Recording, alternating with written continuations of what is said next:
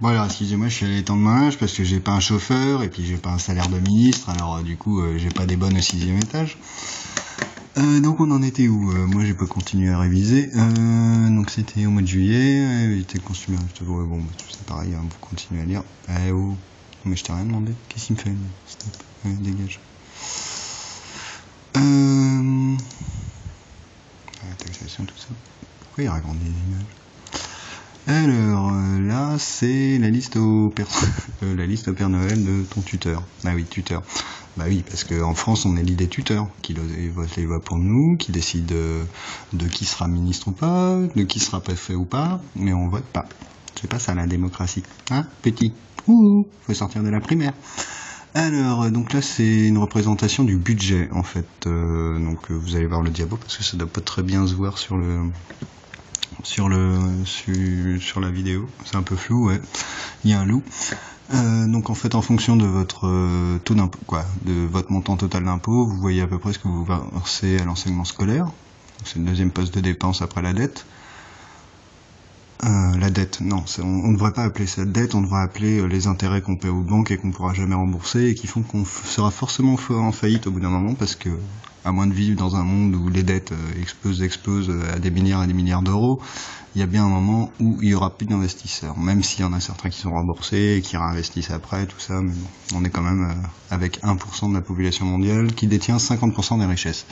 Donc la défense c'est par là, la recherche et l'enseignement supérieur c'est par là, la solidarité c'est ici, la justice on a 57 € quand on paye 3000 € d'impôts, régimes sociaux et retraite 48 €, bon bah voilà, donc ça c'est le ministre qui n'est pas élu qui décide. Suivant. Ah oui merde, c'est pas... Ah oui, j'ai pas de lecteur de... qui marche sur Windows 7, c'est un peu de la merde. Je vous conseille Ubuntu qui est gratuit et que vous pouvez installer sur n'importe quel ordinateur, vous n'avez pas besoin d'acheter Windows. Donc plutôt que faire sa liste au Père Noël selon le ministre qui sera nommé comme les préfets par un président qu'on a élu mais sans choisir le programme, c'est-à-dire que s'il veut pas de ton idée et que toi tu voulais bien parce que l'autre primaire dans la récré là il était plutôt d'accord avec toi mais en fait il était pas tout à fait sûr de rassembler avec ça, donc t'as pas le droit de voter, t'es qu'un militant, t'es qu'un pauvre con. Donc on va pas te faire voter là-dessus, on va te faire voter sur qui fait le chef de récré. Donc là c'est un autre modèle de budget avec les votes pour les taxes locales, les votes pour les impôts nationaux, les dons personnels, c'est-à-dire que si on n'est pas d'accord, imaginons que l'enseignement scolaire, chacun donne 10 heures de travail par an. Ah oui non c'est pas ça. Bon imaginons quand même, bah si vous n'êtes pas d'accord, vous pouvez quand même donner 10 heures de travail par an en plus. Mais dans votre localité, c'est pas forcément pour la nation, après il faut voter. Tout ça c'est paramétrable, n'importe quel informaticien comprend ce que je dis. Donc pourquoi j'écris méritocratie salariale? Il y a plus d'inégalités salariales, ni d'héritage exorbitant. Bon alors déjà ça je pourrais commenter. Inégalité salariale, bah oui c'est la méritocratie, hein. Une heure de travail c'est une heure de travail, plus ou moins pondérée, comme je disais dans l'autre vidéo. Il n'y a plus d'héritage. L'héritage, qu'est-ce que c'est? C'est un héritage de la Révolution, c'est-à-dire qu'ils n'ont pas réussi à l'enlever, ils n'ont pas réussi à abolir les avantages de la nuit du 4 août, ils n'ont pas trouvé de solution, donc en fait ils ont laissé la porte ouverte pour que les 1% aujourd'hui aient 50% de la richesse mondiale. Ce modèle qui date donc de la Révolution française et anglaise, a un peu influencé beaucoup de nations qui se croient en démocratie, hein, puisqu'ils le méritent, hein. Ils disent ah ouais on est en démocratie, hein. Alors tous les musulmans ils disent bah ils sont en démocratie, bah, c'est à nous qui font la guerre en fait, c'est eux qui ont voté pour la guerre. Bah non, il faudrait peut-être dire aux autres pays que non, la France n'est pas une démocratie, c'est pas nous qui avons voté pour attaquer les pays musulmans, le Mali, le Liban, la Syrie. Après si c'est justifié ou pas, je sais pas, moi j'ai pas voté puisqu'on m'a pas informé. Donc l'héritage, l'héritage c'est pour protéger ses enfants. Le problème c'est justement le contrat social qui n'est pas respecté. Je vous renvoie à Jean-Jacques Rousseau, qui critique aussi le représentanat de la République, qui est pour la démocratie et pas pour la pseudo-démocratie représentative, qui n'a rien de démocratique, hein. C'est juste choisir un délégué, un tuteur, enfin bref. Donc l'héritage. Si vous n'avez pas d'héritage, ça veut dire que chaque enfant pourrait avoir les mêmes droits à la naissance. On pourrait leur payer les études, on pourrait leur payer un logement. Ah oui, j'avais pas sur le logement. Merde. Ah non, je ferai une pause tout à l'heure. Le logement. Oui, il faut travailler pour le logement de ses enfants. Ça, c'est dommage parce que ça devrait être un droit, donc vous ne devriez pas avoir à travailler plus pour loger vos enfants, surtout en fraternité. De toute façon, en fraternité, il n'y a pas à travailler pour un logement, c'est un droit. Donc voilà. Il y a juste à la construire et ça coûte beaucoup moins cher qu'un loyer. On vient de le voir dans la vidéo précédente. Donc c'est ça que j'appelle le réel droit au logement. Donc au lieu d'un pourcentage on a palier, on peut imaginer un budget impôt. Bon voilà, donc on était sur les impôts. Oui, vous remarquerez, j'ai continué à me mettre au niveau d'un politique. Donc là c'est la suite des impôts en fait. Vous pouvez imaginer que le projet AFM numéro 356, donc pour les handicapés, vous donnez 10 heures de travail. Vu que vous travaillez beaucoup moins qu'avant, vu qu'il n'y a pas le profit à payer, il n'y a pas les assurances à la con qui vous enculent parce que du coup vous faites jamais rembourser de toute façon, hein, c'est toujours à perte une assurance souvent, bon, sauf quand c'est un gros accident. Projet pièce jaune numéro 455, vous donnez 1 heure de travail. ARC, projet Sioux numéro 333, dédicace aux nuls, 10 heures de travail. Projet technologique Handphone, ouais, bon ça je sais plus ce que c'est. Bon, ensuite vous allez avoir un budget.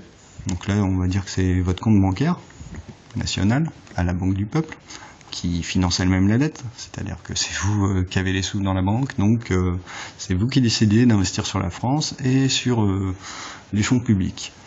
Sachant qu'on a arrêté de payer, grâce à la démocratie, vous pouvez arrêter de payer les mafias, que ce soit les psychologues ou vraiment les mafias, par exemple dans les asiles où c'est 800 € par jour la journée.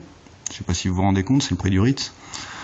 Je veux bien que les psychiatres, 3-4 psychiatres dans une unité pour 25 personnes, ça fait beaucoup, mais 800 € par jour, c'est énorme. Hein. Donc on se demande où, vous pouvez regarder dans un des questionnaires des pré-référendums, disponible donc sur le Trello. Donc on est à la Banque du Peuple, tout ça. Donc là vous avez vos crédits, donc tous les emplois que vous avez réservés, les nombres d'heures de travail que vous avez travaillé. Le libre achat, votre fameux porte-monnaie pour avoir le libéralisme et choisir ce que vous voulez en plus de ce que vous avez commandé pour éviter les SDF. Ensuite, on peut imaginer que si tout est informatisé, mais que vous avez le droit à la rébellion et à être financé si vous voulez déclarer votre indépendance en Corse, dans le Pays Basque, en Bretagne, et que vous êtes assez nombreux et faire votre petit village. Parce que sinon, c'est de la dictature. Donc, on dit que il n'y a pas d'argent liquide et tout est informatisé. Vos comptes bancaires, tout est relié. Donc, vous pourriez même avoir le taux de lipides dans votre panier d'achat, qui est relié à votre carte vitale et qui fait que quand le docteur vous reçoit, il sait déjà que vous consommez trop de lipides. Ou de cholestérol, de lipides insaturés, des choses comme ça. Bon, donc là, c'est un exemple. C'est qu'un exemple d'interface. Donc ça c'est les taxes minimales et les taxes volontaires sur des projets que vous votez. C'est plus des dons à la con, hein. C'est toujours les pauvres qui payent, mais généralement les pauvres ils sont pas imposables, donc ils sont pas remboursés. Hein. Donc la défiscalisation elle marche que pour les classes moyennes.